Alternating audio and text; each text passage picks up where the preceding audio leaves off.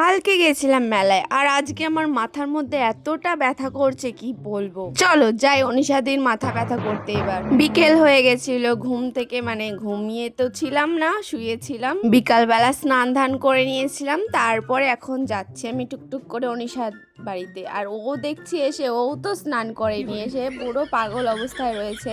আমি ভাবছি যে এর মাথা আমি কিভাবে ব্যথা করব, আমার মাথায় ওদের বাড়িতে বেশি আবার ব্যথা হয়ে যাচ্ছে। বলছে তুই বস, আমি স্নান করতে যাব। বাজে তখন 4:30 নাগাদ, তাই ও তখন যাচ্ছে স্নান করতে, ভাবো।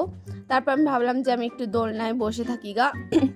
আর বসে থাকতে থাকতে দেখছি একটা কুটি বাচ্চা এসছে, বাচ্চাটার সঙ্গে একটুখানি খেললাম। তারপরে আমি চলে গেলাম অনিশাদির বাড়িতে।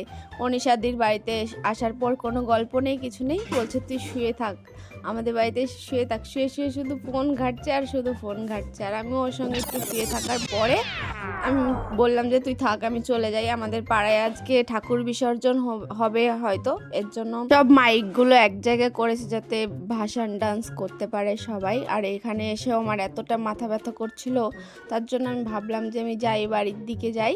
তারপরে দেখছি আমাদের পাড়ায় দুটো ছোট ছোট মেয়ে যাচ্ছে হাঁটতে হাঁটতে। আমি ওদের সঙ্গে গল্প করতে করতে আমি বাড়ির কাছে চলে আসলাম। আর বাড়ি এসে আমার মাথা ব্যথা সহ্য না করতে পেরে আমি ঘুমিয়ে পড়েছিলাম। আর সন্ধ্যাবেলায় ঘুম থেকে উঠেছি। তো কেমন লাগলো আমার ব্লগটা আজকে তোমরা জানাবে, এই মাথা ব্যথার ব্লগ।